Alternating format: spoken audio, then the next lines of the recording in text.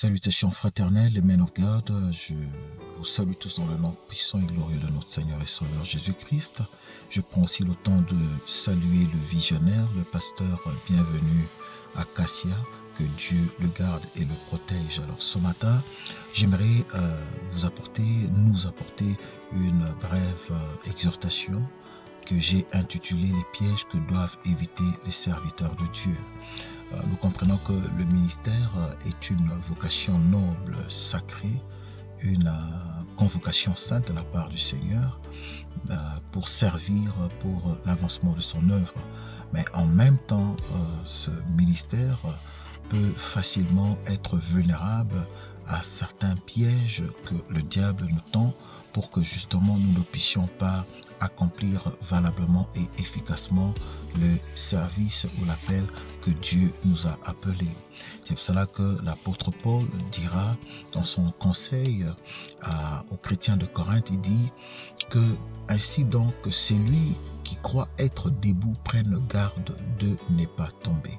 Ainsi donc que celui qui croit être debout prenne garde de tomber. Et c'est un verset qui nous sert d'avertissement et un appel à la vigilance dans l'exercice du ministère. Et j'ai énuméré quelques 5-6 pièges auxquels nous devrons faire attention.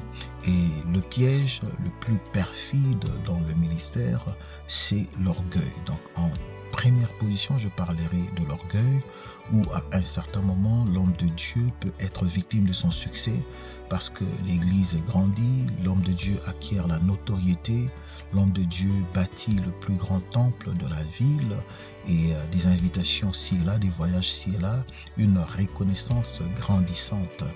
Et on commence à assister au phénomène du prophète intouchable, le visionnaire que personne ne peut contredire. Et rapidement, il y a cet orgueil qui peut monter facilement dans le cœur de l'homme de Dieu et au point de perdre son humilité. La parole de Dieu nous dit que Dieu résiste aux orgueilleux, mais il fait grâce aux humbles. Le piège de l'orgueil, en fait, le danger du piège de l'orgueil, c'est qu'il vient mettre fin à la dépendance totale à Dieu.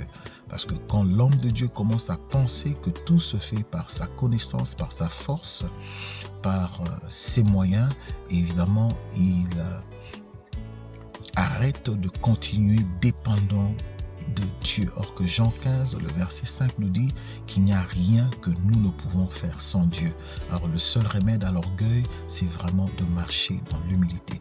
Alors le deuxième piège que j'ai énuméré, c'est le piège du compromis moral ou doctrinal. Et c'est un autre danger majeur dans le ministère.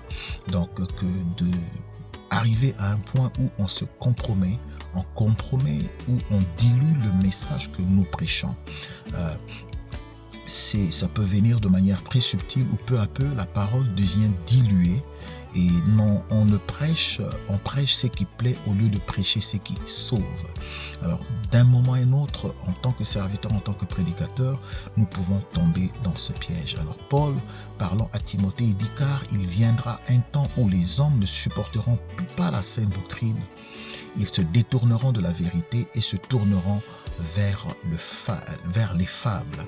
Alors ça, c'est le piège de la compromission au niveau de la doctrine, où on dilue la parole de Dieu. On peut aussi tomber dans le piège d'un compromis moral. Donc ça peut commencer par des petites choses, un manque de transparence financière, une fréquentation douteuse, des dissimulations ci et là, un laxisme peut-être dans la prière. Alors un ministère qui est fondé sur la vérité de la parole de Dieu ne peut tolérer le compromis sous toute forme que ce soit.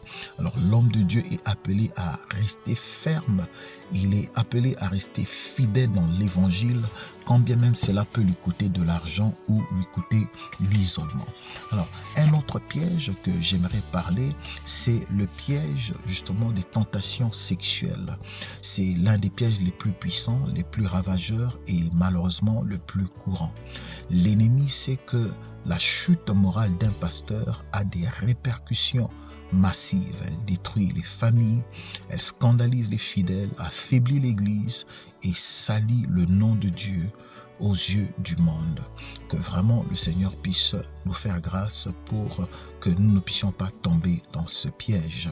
Alors, quand ça peut subvenir par une relation mal gérée, mal cadrée, un regard trop inspirant, une conversation ambiguë, une proximité avec le sexe opposé, mais qui est très mal gérée. Alors, c'est pour ça que Paul dit dans Timothée, il faut donc que l'évêque soit irréprochable, mari d'une seule femme, sobre, modéré, réglé dans sa conduite. Un autre piège, c'est le piège de l'abus de l'autorité. Alors, le ministre, en tant que prédicateur, dans sa gestion de son pouvoir, la gestion de l'influence, dans la prise de ses décisions.